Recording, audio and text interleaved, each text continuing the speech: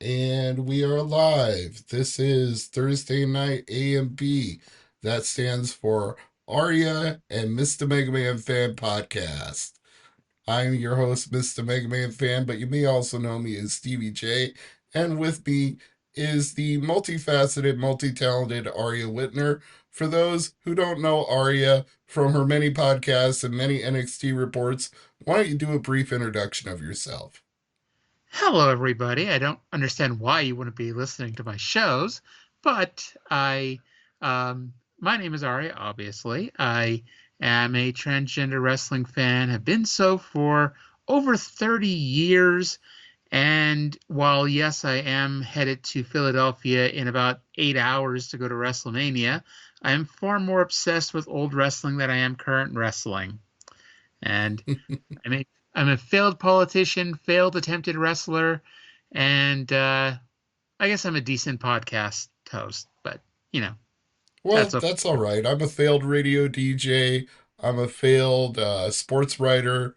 It's okay to be failures at things because you never grow if you don't fail at anything. If all you ever do is succeed, life is boring. Exactly.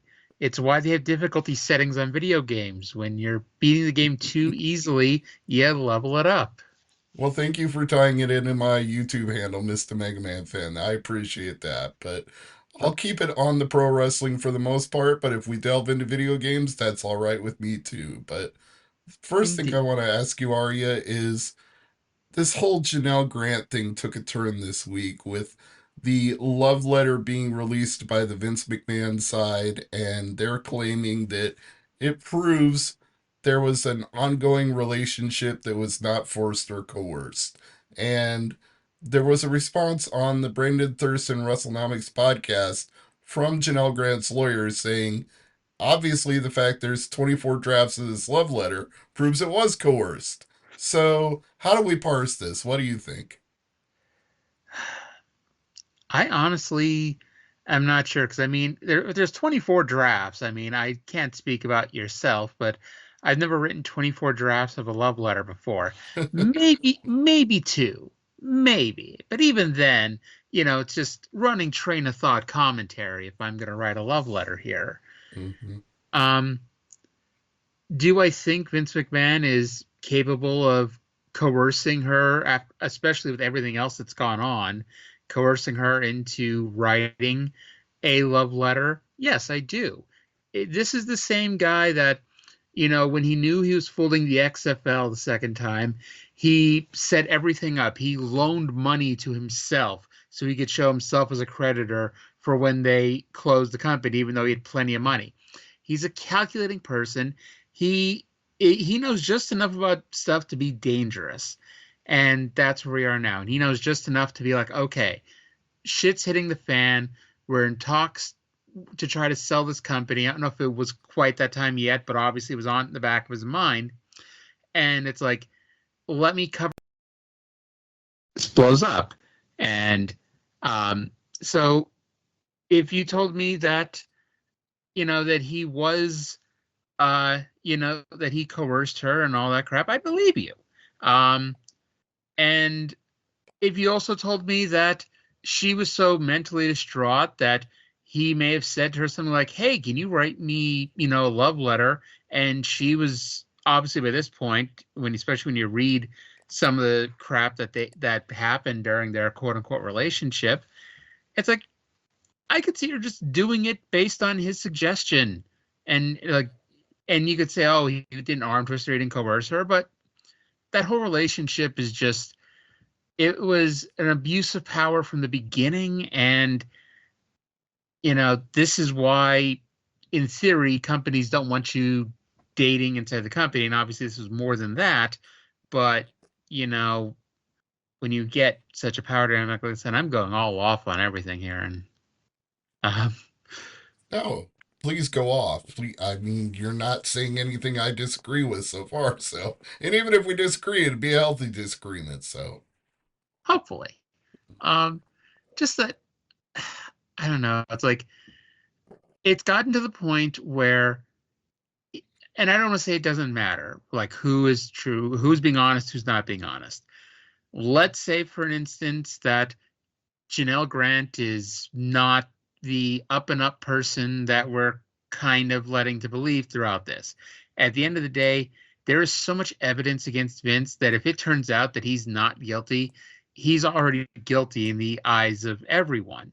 And I'm one of those people that I believe that this is the actual case. I believe that he is this shitty person that has been coming out the last few months and the last few years, actually. And, you know, but I think, the court of public opinion, in a way, it doesn't matter what it happens at the end of the day because the court of public opinion is already, as said, this guy's a sexual deviant, for lack of a better phrase. Hmm. I don't know how much I'm allowed to swear on here, out of Oh, you can curiosity. swear absolutely as much as you want. If you want to call Vince McMahon a fucking piece of garbage, please go right ahead. Okay, good, because I'm sure that that phrase may come up once or twice here. But, and I'll be honest, and I'll ask what you think. In a way, like the fact that, like, and I mentioned at the beginning, I've been a wrestling fan for 33 years. I have given Vince McMahon a substantial chunk of the money that has come into my bank account over the last 33 years. I think we both have. And there's part of me that's like, you kind of feel guilty now that you kind of always knew he was a bit of a scumbag, but now it's like you have evidence that he's a scumbag. And so you feel a little guilty about having given him all that money over the years and all that support over the years. And I don't know how you feel about that, but that's kind of where going on in my head. I think we've always known Vince was problematic going back to the 1980s. You couldn't grow up a wrestling fan and not hear stories about things Vince did, abuse of power, how he would harass people, whether they were employees or contractors. And there was the steroid trial in the 90s that nearly got him sent to jail by the feds. He had to have people run his company for him while he was away. And when it became a publicly traded company in the late 90s, that didn't change anything. That just brought even more scrutiny to the kind of things that were going on. And I think for the longest time, wrestling fans were always just like, well, Vince does some shady things, but all wrestling promoters do some shady things. And you just you kind of go, well, is it worth it because so many people have jobs because of WWF, WWE? Is it worth it because so many people became superstars in the entertainment industry and had careers outside of pro wrestling? Is it worth it for all the people whose families were provided for? You would always do this rationalization and try to balance out the good with the bad. And we've gotten to the tipping point in the last few years where the bad finally outweighs the good. It's like you no matter how many times you could excuse his behavior before, when the Janelle Grant thing hit, well, even before the Janelle Grant thing hit, when the board of directors was investigating Vince McMahon, I think that was the point we all knew this isn't going to work because he had to step down. Stephanie McMahon had to step in. And the moment Vince took power back by saying, I have the majority voting share, if I want to put myself back on the board, I can, that was the sign that this is not going to work. There's no longer making excuses for this guy. He's going to be in power until he's forced out. And this, I think, has finally forced him out because the new parent company, TKO Group, wants nothing to do with him at this point. And honestly, and I still believe this, and I mentioned this, when it was happening, I believe Netflix, NBC Universal, and Fox are the reasons he's not. That's the reason why he had to step down. Because I guarantee you, because that was like right after or right before Netflix and their 5 billions with a B dollar deal came out. It's like they don't want to fucking do business with this douchebag, this scumbag. And so it was basically like get rid of him or find somewhere else for Raw. And whatever the hell's going on with NBC Universal, they don't seem to be too eager to help WWE out anyway. And Fox is getting rid of it altogether. And so, yeah, I believe that it was more the TV deals because, the company can obviously survive and thrive without Vince. It can't survive and thrive without, these big ass television network deals. No, you're right. The billions of dollars, whether it's USA Network or Netflix or NBC Universal or Fox or whoever they're in bed with at the time, they need that stream of guaranteed revenue. Like, this is Mhm. what TKO Group, when I say they're going to not allow this to happen anymore, TKO Group is both UFC and WWE. And UFC had a substantial debt load before the merger. So if they don't keep those TV rights coming in, then they're not going to be able to pay their payments on their debt. Mhm. And Endeavor's going from a publicly to a privately traded company, which is a whole nother issue. But TKO Group is not going private with them. They're still going to be publicly traded. So they still need that revenue on their bottom line to keep their investors happy. It's a shame that it comes to that corporate fiduciary responsibility is what finally drives Vince McMahon out of power. But at the end of the day, if none of these companies want the TV rights because of the fact Vince McMahon is there, then it's simple. Vince isn't going to be there. Yeah. Because I mean, at the end of the day, if Netflix had pulled the deal, and you could say, oh well, they had all these other networks interested, and sure, they were all interested, but they were all interested before the shit all hit the fan with Vince. So it's like you don't think if Netflix dropped out that these other networks would be like, yeah, fuck you, I'm not giving you, $1 billion or whatever. You know, go fuck yourself. Put it on Peacock if they still want you. Restart the WWE network and put it there. Yeah. I guess That, it's not so much restart it, but you know what I mean. no, I understand. And I think you're right. And I really want to know not necessarily what the truth is of this love letter, but why this is coming out right now, because the timing to me is sus. It feels like there has to be some reason that right in the lead up to WrestleMania, they dropped this bombshell. Is it because they don't want reporters to come and ask them questions? Because I think that would actually have the opposite effect. It's like you're going to have all these people in Philadelphia for WrestleMania, and you don't think this is going to come up? You don't think somebody at a press conference like Brandon Thurston is not going to ask that question? So why do it? I don't understand.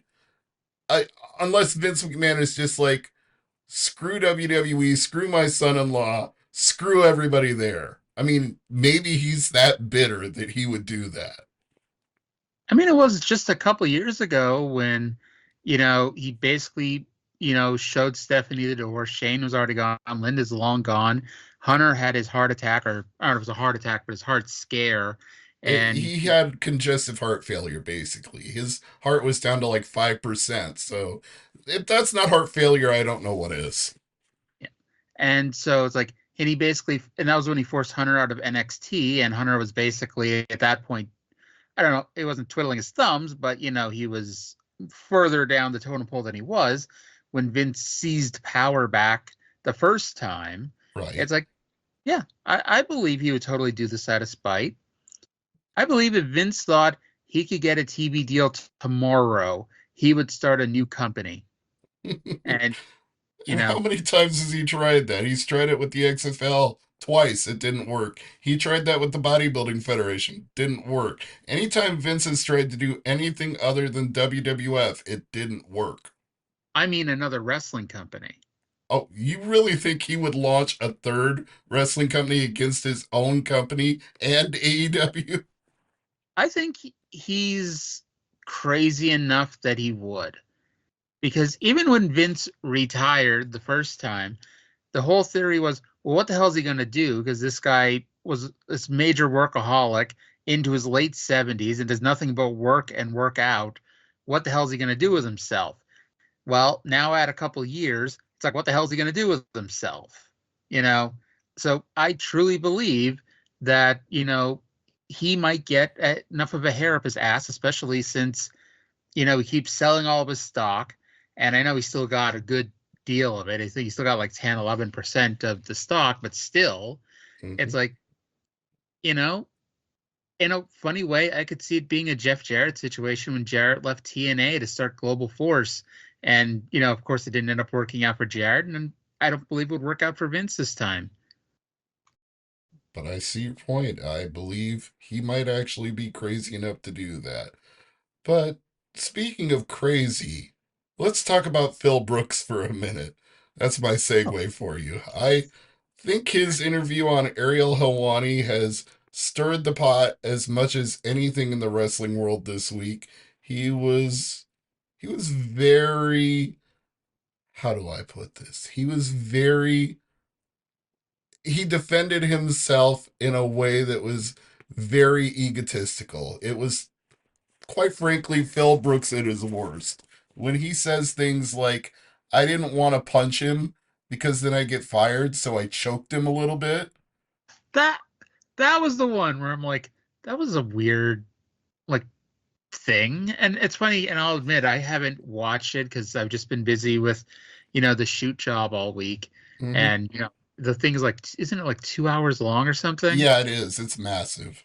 Yeah, but I've read the major quotes out of it, and I I'm not gonna sit here and defend Punk. I admit I will always be a CM Punk fan no matter what. I can't explain it, but I'm also not some of the crazy fanatics you may see online. In fact, I'm You're sure not an apologist for him. You're not going to make excuses for him. no, he's a grown ass adult who makes his own decisions. And yes, Jack Perry, I'm sure, is a dick. And I remember, I've heard stories years ago about Jack Perry being a dick. And it's like, okay, fine. And, but it's But if like, he is a dick, somebody's got to be the grown ass man in the situation. Somebody's got to be a cooler head. exactly. And in theory, it should be the 40-plus-year-old who's coming back to, you know, run Collision. And it's like, how are we saying he's running, a side of it, even though he says he didn't want Collision, which I don't know whether or not to believe it. Don't really care at this point. But it's like, how good of a leader is he if, he gets into an argument with a wrestler and his first instinct is to punch him and then be like, oh, I can't punch him, so I'm going to choke him instead. It's Right. like, And okay, what company would that not get you fired for assault and battery on a fellow employee? What, where? who knows? I honestly wish we could get that security footage from Wembley Stadium, from the backstage area. And I'll say this, and I'm not going to say this in defense of Punk because I say this in defense of pretty much anybody. Because I remember, years ago when Shawn Michaels' book came out, and everyone was like, "Oh," when he was talking about his relationship with Bret Hart and telling the exact same stories Bret is telling, but from Shawn's point of view, and everyone's like, "Oh, that's bullshit. Shawn's just making shit up, etc." And it's like it's his side of the same story. And Hmm. whether or not, who knows what really happened, but this is Punk's side. This is how Punk remembers it. And, I think we can all say sometimes that the way you remember it isn't always the way things happen. And you kind of edit your own story in your head. So it's very possible that if you hooked Punk up to a lie detector, inherent flaws included in a lie detector test, he may pass it. And this may not be the true story because he truly believes this is the true story. And so I kind of, with a lot of it, you've got to take with a grain of salt. And, you know, unfortunately, a lot of people can't just take shit with a grain of salt and move on. It's very us against the world, no matter what side you're on. Well, Punk kind of cultivates that mentality. He's very us against the world in his promos, in his actions. He likes to paint himself as the martyr and everybody get behind me because I'm out here taking the bullets for everybody else. The voice of the voiceless.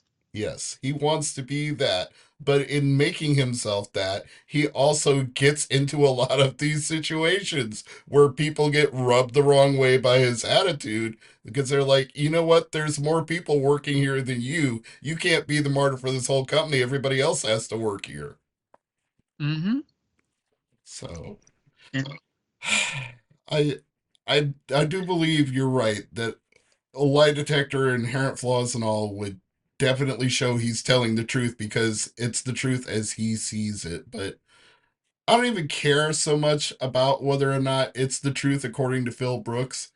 I care about the fact that in this situation, he's out here stirring up the honeypot and the bees are swarming, and he knows Oh, I full think I may well. have lost you.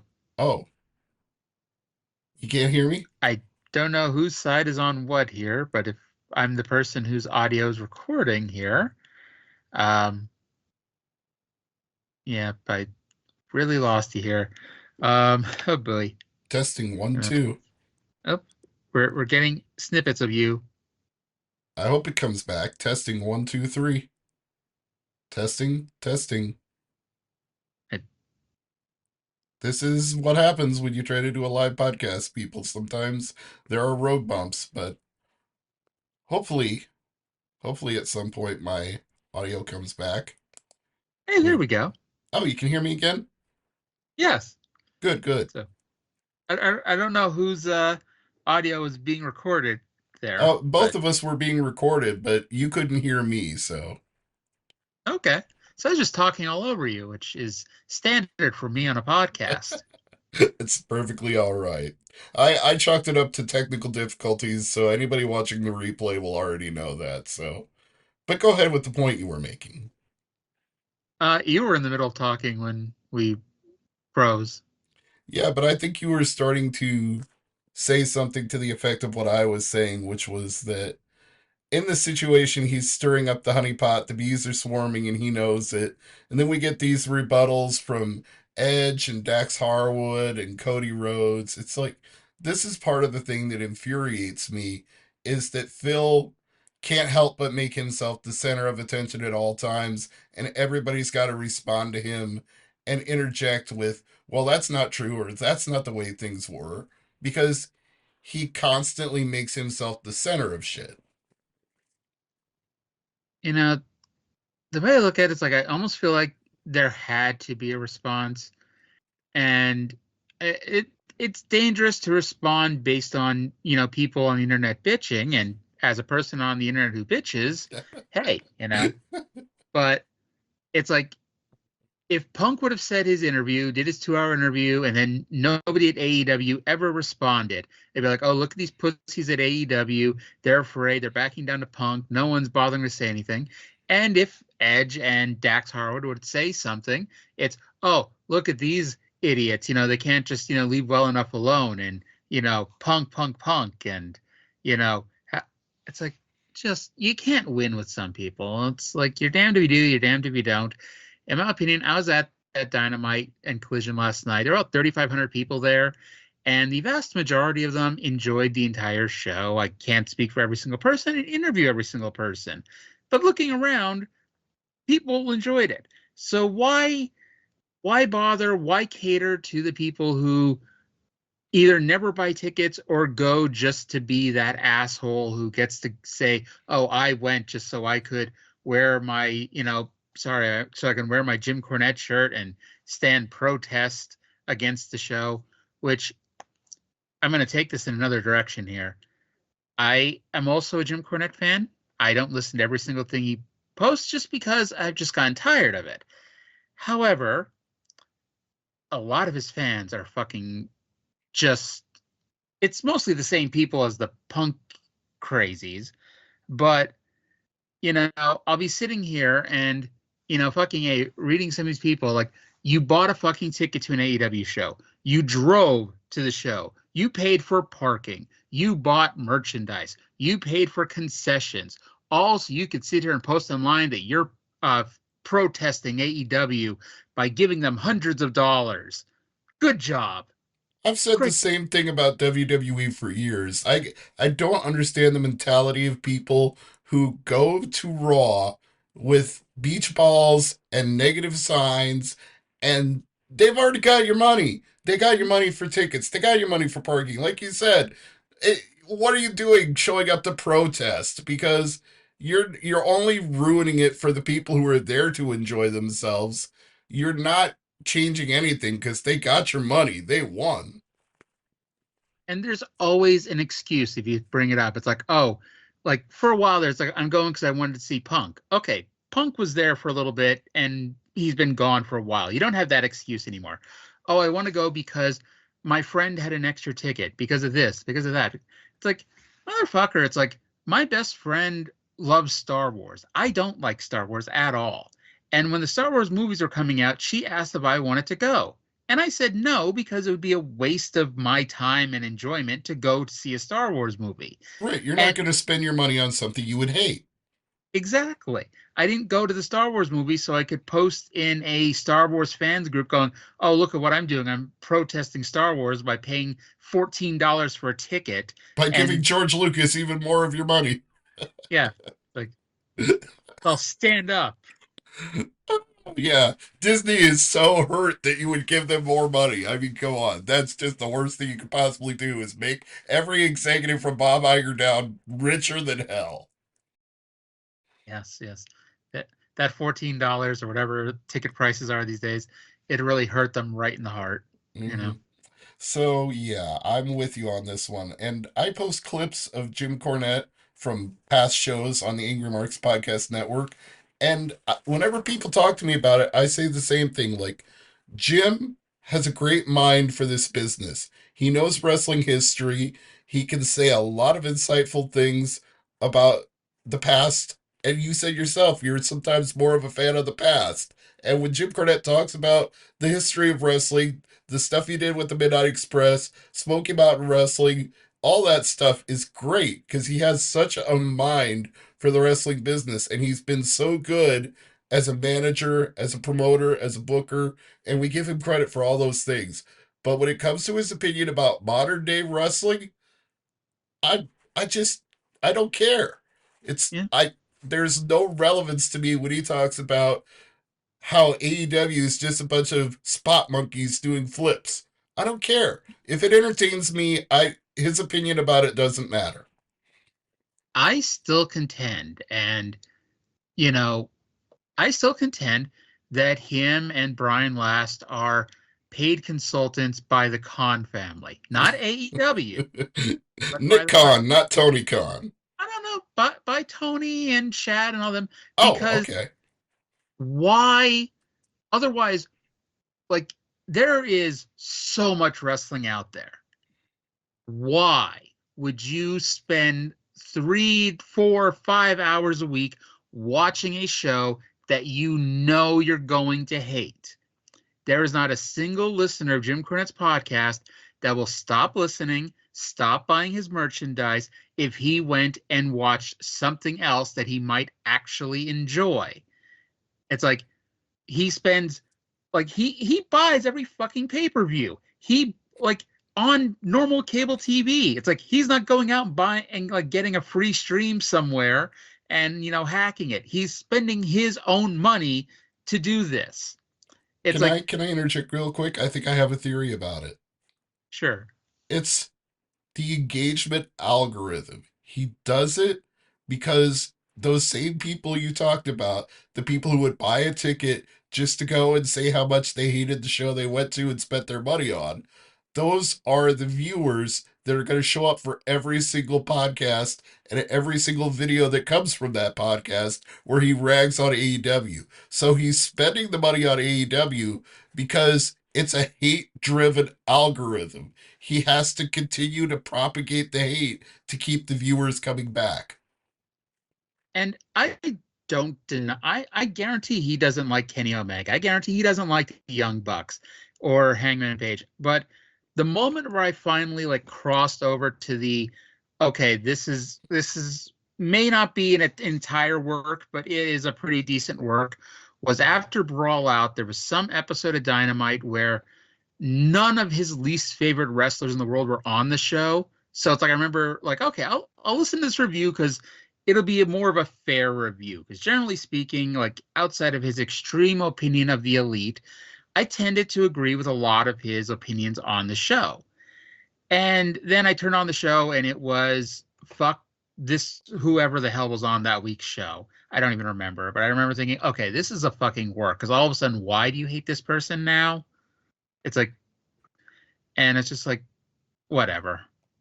there's a lot of it where I hear him rant about how Orange Cassidy, I don't understand. This guy with his hands in his pockets doing wrestling moves. That's not over. That's comedy. Funny is not money. Well, you know what you said about those 3,500 people at Dynamite is absolutely true. To those 3,500 people, Orange Cassidy is a superstar. To those Yep. 3,500 people, that gimmick works.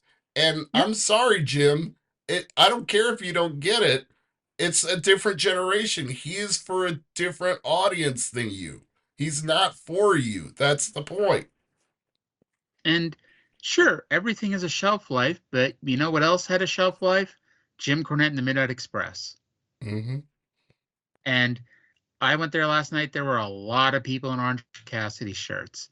And it wasn't just, oh, the merchandise table only has so much, because if you don't want something, you're just not going to fucking buy any merchandise. It's like, you know, and that guy's popular. And admittedly, I'm sure if you watch Dynamite, you noticed the crowd was dying towards the end. And believe me, Collision was pretty much dead until the end. But that Orange Cassidy was still somebody that brought the crowd up during that show when they were dying later in the show. And call it what you want. It's different, undoubtedly. I, he's not my favorite, but I also can respect that he's gotten over doing something a little off the wall. And for somebody who says funny doesn't draw money, he did a lot of funny shit in his career, I and mean, he he drew. walked around hitting people with a tennis racket. What's funnier than that? How many times did he do the birthday cake angle where his face went into a birthday cake, and Right? always drew based off that, Mm-hmm. or the follow up from that? It's like, Yeah. okay, great. People And who say funny isn't money have never ever gone to a Weird Al Yankovic concert because that is some of the best funny money can buy. yep, I've been to two, so Mm-hmm. I'm fully aware. All right. Well, let's change tacks a little bit and talk about the fact that you're going to Philadelphia tomorrow. So I know you said you're going to kind of let whatever happens happens, but if you had to make a hit list of shows that you did want to attend, which ones would it be? See, that's the funny thing about you asking me what shows I want to go to. It's like there's two things in addition to WrestleMania that I definitely want to hit, and it's part of the reason why I'm leaving so early in the goddamn morning tomorrow. I want to meet Sting. He's going to be at WrestleCon Friday at 11 a.m. Eastern time until whenever his line dies, and it's a 6-hour drive from my house. And so, heaven willing, I will get my ass to Philadelphia to the I think it's a Marriott downtown. I got it in my phone, and I will be there to meet Sting. And then I don't really care what show it is. My One of my last wrestling bucket list items is to see a show at the ECW Arena, and I know they got two shows tomorrow. And so if I have to stand in the corner and watch some crappy ass wrestling just to cross it off the bucket list, I will be there standing in the corner just to say I did it. Um, Other than that, I'm I'm kind of torn if I can make it to an ECW Arena show. I'm kind of torn between SmackDown or Super Card of Honor. But to be honest, I'm not super excited about either. And I don't want to, mention any spoilers, but they set up the tag team title match on the Ring of Honor show that's airing right now or tonight or whatever on, the ROH website.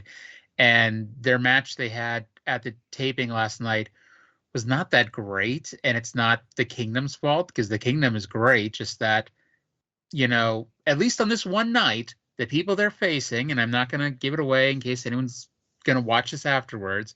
The people they're facing, they've had better nights. We'll say that. Fair Um, enough. yeah, it's like SmackDown. It's like the key thing, obviously, being the Hall of Fame. Not so much about SmackDown, but it's like the part that's mostly keeping me away from that is more just the price to get in right now. I think it's like the cheapest I saw the last time I checked was like $100, and it's like that's a little bit much, especially with however much parking is going to be at that arena, and because I think I saw it's like $45 for parking, and fuck, for $145, I could go to Super Card of Honor and sit in the front row or whatever the closest seat I could get is at this point. Right. And you know, if I was choosing between those two, not just based on the price point, I would choose the Super Card of Honor because I've been to a lot of different Ring of Honor events over the years, but I've never been to Super Card. So that to me would be a bucket list item.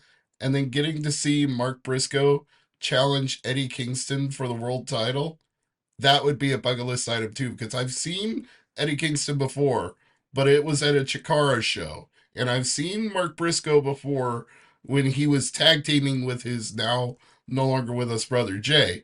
But I've never seen them have a singles match one on one with each other with a world title on the line. So for me, all of that would be bucket list. I've been to a few Super Card of Honors during the prior era, who's and the Sinclair era. I couldn't think of the name for a second. Mhm. I haven't. I guess technically I have been to a Tony Khan Ring of Honor show. I went to one last night, technically, but um, I haven't been to a major show, even though they were here for one of. I think Death Before Dishonor a few years ago was near me here, and that, but I didn't make it up for it. And I have Uh, been to Ring of Honor shows WrestleMania weekend, but they weren't Super Card of Honor. I've actually been to a lot more Ring of Honor shows than I think I have, mostly because I missed out on the era that everyone talks about, that original 2002 to 2009 era with your Which is Danielson. that's when I And started going back when Brian Danielson was there. So that was also when I lived in Northeast Pennsylvania without a car. And I think the closest they got to me was either Philly or New York. And either way, even if I had a car, it was a 2 or 3 hour drive. And I wasn't doing that for a house show, um, for lack of a better word.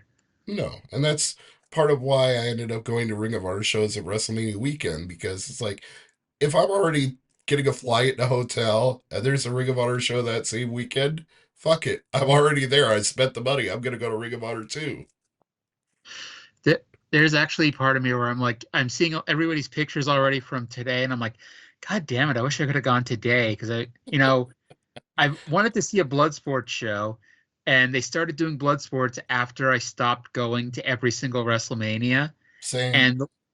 and then I was supposed to go to the one in Tampa in 2020, and stupid pandemic canceled everything on me, and you know that is what it is. Hmm. Um, so WrestleMania itself, I want to get out, two predictions, before we start to wrap things up here. Yep, we're getting Uh, close to wrapping up, so now would be the time. so I know everyone thinks Rock is winning on night one. I don't. I've said this since the start. Cody wins. Cody pins The Rock on night one, pins Roman on night two, because not only does it send Cody to the stratosphere that hey, he didn't just win the title and go 50-50 over the weekend. He beat the two biggest stars in the company to do so. Plus, you then get the Rock versus Roman story whenever they go to it, where Roman says, "Hey, motherfucker, you're the reason I lost the title because you lost to Cody on night one. So all my guys weren't there at ringside, in my corner to, go along with me." And Rock's like, "Hey, motherfucker, you can't win a match without anybody running in and helping you out." And that sets that up. And of course, I'm going to prove to be wrong because I'm the worst prognosticator in the world. Um, like literally, I'm still waiting for Damien Sandow to get his big push after losing Money in the Bank that time. Well, I like your prediction, and I'm gonna add something to it that I think makes it all fit together really nicely. I feel like Seth is going to lose his World Heavyweight Championship to Drew McIntyre.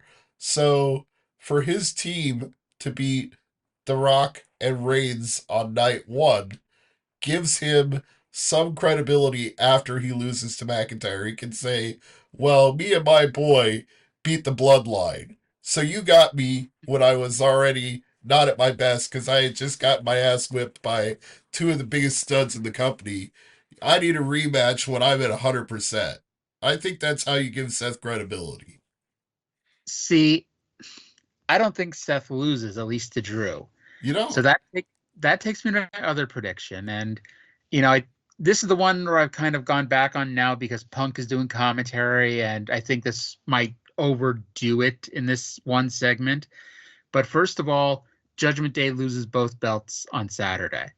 They lose the women's title, Really? lose the tag titles. Yes. I So that, figured it was a split title and they would keep one and lose the other. well, see, they might, but it makes the rest of my prediction work better if they lose both belts. Okay. So the next night, this whole Damian Priest Money in the Bank thing, he's got to cash in at some point because Money in the Bank's in a couple months. Oh, I see where you're going with this. And for 6 months or so, every time the Money in the Bank gets teased, it's Rhea who tells Priest what to do. And so I think one of two things happen. Either she tells Priest now's not the time, and he does it anyway and wins the title, or she tells him now is the time, he cashes in and loses. And either way, it leads to a Damian Priest babyface turn coming out of Mania. Yeah, I've been waiting for him to break from Judgment Day for a while now, so I like the idea. I think it's a great idea. But I don't know if you're a better prognosticator than me or I'm just completely out to lunch on it, but I still feel like Seth has to get some time off. And we all know his back is fucked up. And how else is he going to get some time off other than he goes out there, does a tag match, he comes out of it, but Cody comes out of it bigger. And then the next night, he's like, whether it's a cash in or a straight up loss, either way, he's like, yeah, you got me when I wasn't at my best. I'm going away to heal up for a while. When I come back, I'm taking that title back. That's just my prediction. And honestly, your prediction's probably closer to happening than mine, because like I said, I'm the world's worst prognosticator. Well, one of I us has to be right, or neither of us has to be right. So we'll just find out this weekend. I mean, there's only 6 matches on Sunday, so Seth and Drew will just do a 60-minute time limit draw. That would be the worst possible way to do it. I don't mind if one of the two of us is wrong, but if that's what happens, I would like you to be wrong about that. Especially, the weather may not be the greatest in Philadelphia this weekend, so they're going to do it in a rainstorm too. First ever 60-minute draw in a rainstorm. I did mean to ask you about that as well. The final thought, and then we can get going because I know you got places to be tomorrow. But was it wise for them to book an outdoor arena where NFL football is played in the Northeast in April? Was that really the best decision for WWE? They've done it twice before, and I went to those two New York WrestleManias, and I was always wearing a sweater, so I didn't freeze my ass off. And it rained both times, but both times they lucked out because, like, the 29 WrestleMania, it rained during the pre-show when The Miz came out of all people. And then 35, it rained like 20 minutes after the show ended. So it was like the luckiest of, things ever. And of course, their luck ran out in Tampa, but, and And actually, I've been in Orlando when it rained during WrestleMania, so even if you're in the sunniest state in the country, you can still get hit. I was doing some research for another project I'm working on, and WrestleMania 7 was the one that's supposed to be in the LA Memorial Coliseum, and then it got moved due to the bomb scare. Yeah, No, quote unquote bomb scare. The bomb was the show was a bomb. No tickets were selling. actually, the show itself was better than I remembered, but anyway, there was a thunderstorm in Los Angeles that night, and they would have had to have the first rain delay in WrestleMania history 30 years before it really happened. So they lucked out. Yes, by sheer dumb luck, they lucked out. Well, on that note, I think we can go ahead and wrap it up. But Ari, why don't you go ahead and give everybody some plugs? Let everybody know what they can find here on this website and what they can find elsewhere. All right. So the Something Else Podcasting Network, it's here on angrymarks.com. It's at tinyurl.com/something else YouTube. It's on an RSS feed. It's on all your favorite streaming platforms. It's a twice weekly free wrestling podcast. On Wednesdays, we talk about Mid-South Wrestling and World Class Championship Wrestling. from at this point 41 years and 1 day ago this week. I managed to pull that off somehow. And then on Thursdays, it's the Smoky Mountain Rewatch Along Project, where we watch every single episode of Smoky Mountain Wrestling starting from February 1st, 1992, all the way to November 26th, 1995.